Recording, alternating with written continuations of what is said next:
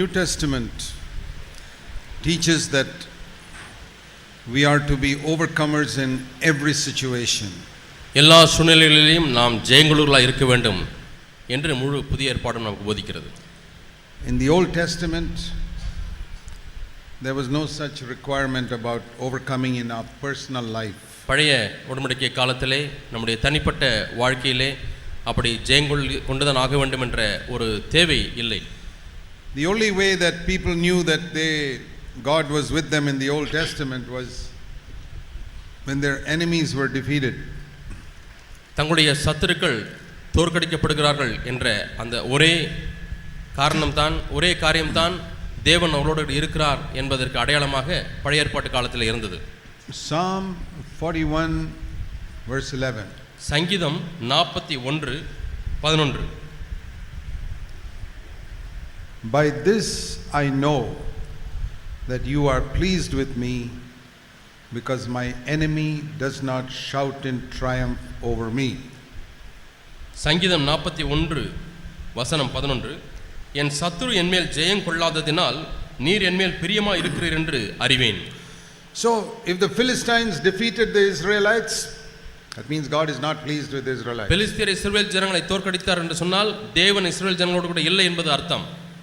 Or if the Syrians or Babylonians, anybody defeated the Israelites, அசிரியர்களாக இருந்தாலும் பாபிலோனியர்களாக இருந்தாலும் யாராக இருந்தாலும் இஸ்ரவேல் ஜனங்களை தோற்கடிக்கும் பொழுது that means God is not happy with them. தேவன் அவர்களிடத்தில் பிரியமாயில்லை என்று அர்த்தம். But when they defeated the Philistines and they defeated their enemies, then God is happy with them. தாவீது பெலிஸ்தியர்களையும் தாவீது சத்துருக்களையும் மேற்கொண்ட பொழுது தேவன் தாவீதின் மேல் பிரியமாயிருக்கிறார். Now today our enemies are not flesh and blood. இன்றைக்கு நம்முடைய சத்துருக்கள் மாம்சமும் இரத்தமும் அல்ல. Today our enemy is the devil and the lusts in our flesh. இன்றைக்கு நம்முடைய சத்துரு பிசாசும் நம்முடைய மாம்சத்தில் எழும்பக்கூடிய இச்சைகளும். Those are the enemies. அவர்கள்தான் சத்துருக்கள். So how do I know that God is pleased with me? ஆகவே தேவன் என்னோடு கூட பிரியமாய் இருக்கிறார் என்பதை நான் எப்படி அறிந்து கொள்ள முடியும்? According to this verse, இந்த வசனத்தின் அடிப்படையில் that Satan does not triumph over me, சாத்தான் என்மேல் ஜெயம் கொள்ளாததினாலும், that my lusts don't triumph over me, என்னுடைய இச்சைகள் என்னை மேற்கொள்ளாது இருக்கிறபடினாலும், then I know God is pleased with me. தேவன் என்மேல் பிரியமாய் இருக்கிறார் என்பதை நான் அறிந்து கொள்வேன். And in the Old Testament, God was the one who helped the Israelites. பழைய ஏற்பாட்டு காலத்திலே தேவன் தான் இஸ்ரவேல் ஜனங்களுக்கு உதவி செய்தார். See this example in Exodus. யாத்ராகமத்திலே ஒரு உதாரணத்தை நாம் பாருங்கள். After the children of Israel came out of Egypt, இஸ்ரவேல் ஜனங்கள் எகிப்தை விட்டு வெளியே வந்த பிறகு chapter 17, they have just came out of Egypt. அப்பொழுதுதான் எகிப்தை விட்டு வெளியே வந்திருக்கிறார்கள். And there are two incidents mentioned in chapter 17. 17ஆம் அதிகாரத்திலே இரண்டு சம்பவங்கள் சொல்லப்பட்டிருக்கிறது. Only two incidents. இரண்டு சம்பவங்கள். First 7 verses relate to the Holy Spirit, picture of the Holy Spirit. முதல் 7 வசனங்கள் பரிசுத்த ஆவியானவருக்கு அடையாளமாக சொல்லப்பட்டிருக்கிறது. And the remaining 9 verses relate to fighting with the lusts in our flesh. மீதி உள்ள 9 வசனங்கள் நம்முடைய மாம்சத்திலே உள்ள இச்சைகளோடு கூட போராடுகிறதை குறித்து சொல்லுகிறது. First to be filled with the Holy Spirit, ஆகவே முதலாவதாக பரிசுத்த ஆவியானவரால் நிரப்பப்பட வேண்டும். Then to overcome the lusts in our flesh. அதற்கு பிறகு நம்முடைய மாம்சத்திலே எழும்புகிற இச்சைகளை மேற்கொள்ள வேண்டும். So the first is this: they didn't have any water to drink, and the Lord said, smite the rock, verse 6, and the water will come. ஜனங்களுக்கு குடிக்க தண்ணீர் இல்லாதிருந்தது. ஆண்டவர் மோசேயை பார்த்து 6ஆம் வசனத்திலே நீ அந்த கன்மலையை அடி, அப்பொழுது தண்ணீர் புறப்பட்டு வரும் என்று சொன்னார். I want you to picture this in your mind. இதை உங்களுடைய மனதிலே கற்பனை செய்து கொள்ளும்படியாய் விரும்புகிறேன். When I read it first, முதலாவது நான் இதை வாசித்த பொழுது I pictured in my mind one rock and the Lord and Moses hitting it. அங்கே ஒரு பாறை இருக்கிறது என்றும் மோசே அந்த பாறையை கோலினால் அடிக்கிறதையும் நான் கற்பனை செய்தேன். Little bit of water flowing like this. கொஞ்சம் தண்ணீர் இப்படியாக வழிந்து ஓடுகிறது. And people dipping their dipper and drinking. மக்கள் அதிலே கப்பிலே தண்ணீரை மோந்து குடிக்கிறார்கள். But as I read the scripture more, ஆனால் அதிகமாக வேத வசனத்தை வாசிக்க I thought, how many people are there to drink this water? இந்த தண்ணீரை குடிப்பதற்கு எவ்வளவு மக்கள் அங்கே இருக்கிறார்கள்? It's only not 10 or 20 people trying to drink water. அங்கே தண்ணீரை குடிப்பதற்கு ஏதோ 10-20 மக்கள் மட்டும் அங்கே இல்லை. No. இல்லை. There were 600,000 men. 600,000 ஆண்கள் மட்டும் இருந்தார்கள். ஆண்கள் மட்டும் 600,000 plus women and children, there must have been 20 lakhs of people. அதோடு கூட பெண்களும் பிள்ளைகளையும் சேர்த்தால் 20 லட்சம் மக்கள் அங்கே இருந்திருப்பார்கள்.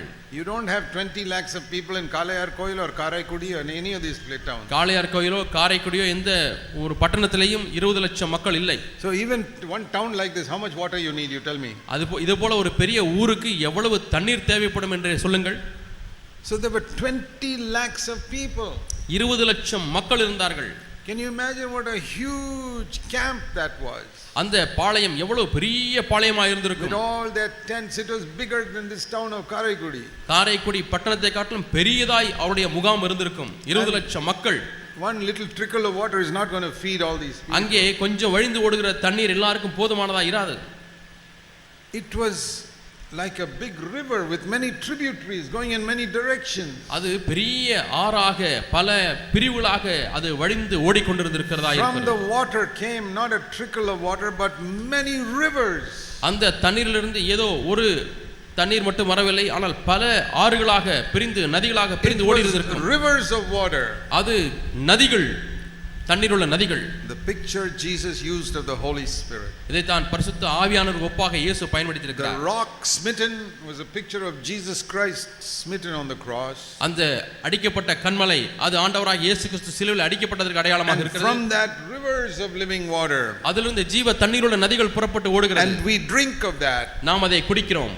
And we are filled with the Holy Spirit. That's the picture. பரிசுத்த ஆவியால நிரப்பப்படுகிறோம். அதுதான் இந்த படம். And then it says, then verse 8, Amalek came to fight against Israel. அதற்கு பிறகு 8ஆம் வசனத்திலே வாசிக்கிறோம், அமலேக்கியர் இஸ்ரவேலோடு கூட யுத்தம் பண்ணினார்கள். Amalek is a picture of all the lusts in our flesh. அமலேக்கியர் என்பது நம்முடைய மாம்சத்திலே காணப்படக்கூடிய இச்சைகளுக்கு அடையாளமாக இருக்கிறது.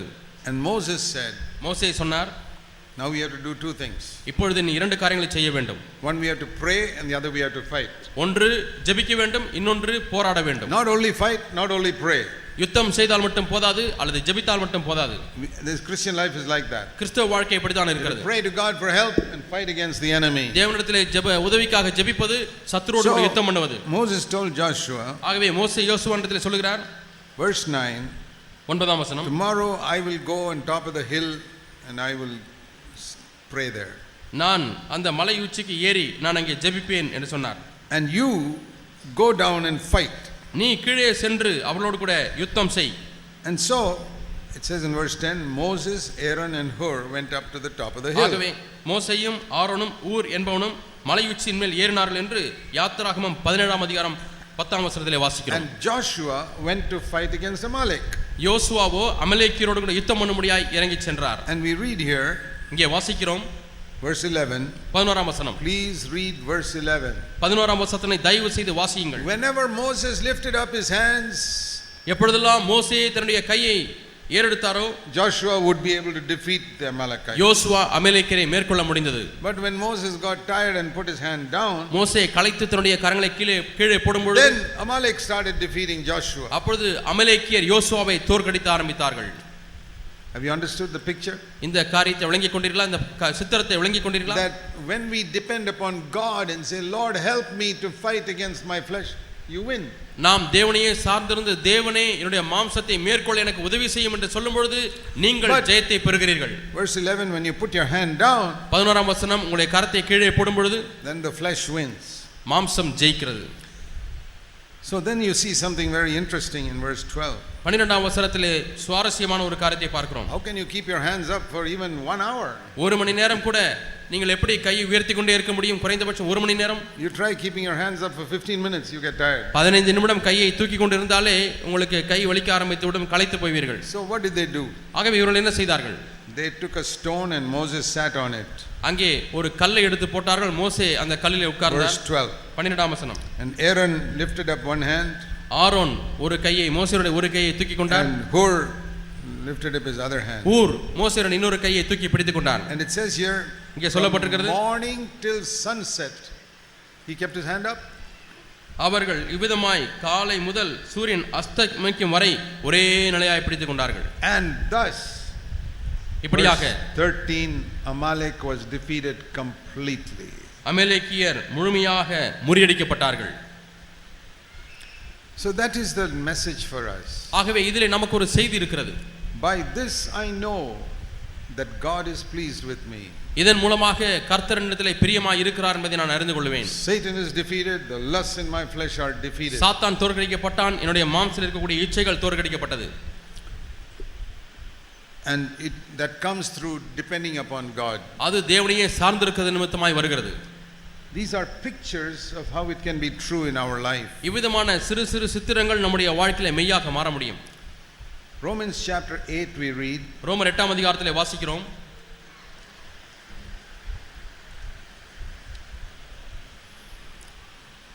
The troubles that some of the early Christians faced. ஆரம்ப காலங்களிலே கிறிஸ்தவர்கள் சந்தித்த சில பிரச்சனைகள். Today Christians complain about small things. இன்றைக்கு கிறிஸ்தவர்கள் சிறு சிறு காரியங்களை குறித்து புகார் சொல்லிக் கொண்டிருக்கிறார்கள். What are the complaints of today's Christians? இன்றைய கிறிஸ்தவருடைய குறை சொல்லுதல் அல்லது புகார்கள் என்ன? Oh brother, because I am a Christian, my boss did not give me a promotion. நான் கிறிஸ்தவனா இருக்கிறபடினாலே என்னுடைய மேலதிகாரி எனக்கு வேலை உயர்வை கொடுக்க மறுத்து விட்டார். We have only 2 bedrooms in our house, it is getting very crowded. எங்க வீட்ல 2 படுக்கை அறை தான் இருக்கிறது, விருந்தினர்கள் வந்தால் படுக்க இடமில்லை. And I still have to ride a bicycle, I want a scooter. இன்னுமே நான் சைக்கிள் தான் ஓட்டிக் கொண்டிருக்கிறேன், எப்படியாவது ஸ்கூட்டர் வாங்க வேண்டும். You know what the early Christians faced? ஆரம்பகால கிறிஸ்தவர்கள் எவைகளை சந்தித்தார்கள் தெரியுமா? Not small things like this. இது போன்ற சிறு சிறு காரியங்கள் அல்ல. See Romans 8:35. ரோமர் 8:35. See if you have faced anything like this. இது போன்ற எதையாவது நீங்கள் சந்தித்தீர்களா என்று சொல்லுங்கள். There are 7 things mentioned here in Romans 8:35. ரோமர் 8 ஆம் அதிகாரம் 36ஆம் வசனத்தில் 7 காரியங்கள் சொல்லப்பட்டிருக்கிறது. 35. Oh, 30, okay. தமிழிலே 36ஆம் வசனம்.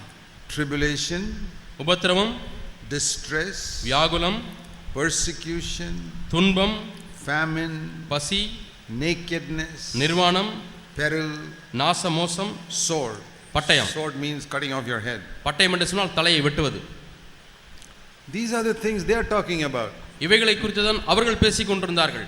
We are talking about the house is not big enough, or I don't have a scooter, நாம் பேசிக் கொண்டிருக்க கூடயும் எனக்கு ஸ்கூட்டர் இல்லை, எங்க வீடு பெருசா இல்லை, or I didn't get a promotion, அல்லது வேலை உயர்வு எனக்கு கிடைக்கவில்லை, or my husband is so bad, he never bought me a sari for my birthday. என்னுடைய பிறந்த நாளுக்கு என்னுடைய கணவர் ஒரு புடவை கூட வாங்கி கொடுக்க முடியவில்லை, அந்த அளவுக்கு என்னுடைய கணவர் மோசமானவர். What all foolish things we complain about. எவ்விதமான புத்தீனமான காரியங்களுக்காக நாம் புகார் சொல்லிக் கொண்டிருக்கிறோம். You know what Christians in the first century faced?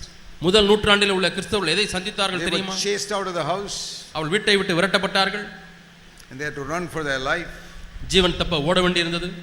People would strip them of their clothing, அவருடைய உடைகளை எல்லாம் களைந்து போடுவார்கள், kill them, அவளை கொலை செய்வார்கள், throw them to the lions. சிங்கத்தின் இடத்திலே தூக்கி போடுவார்கள்.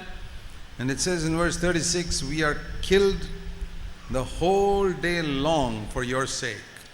35ஆம் வசனத்திலே உமது நிமித்தம் எந்நேரமும் கொல்லப்படுகிறோம் என்று பார்க்கிறோம். But verse 37, in all these things we conquer through him who loved us. 37ஆம் வசனம், இவை எல்லாவற்றிலேயும் நாம் நம்மில் அன்பு கூறுகிறவராலே முற்றும் ஜெயங்கொள்ளுகிறவர்களாய் இருக்கிறோம். That must be our song.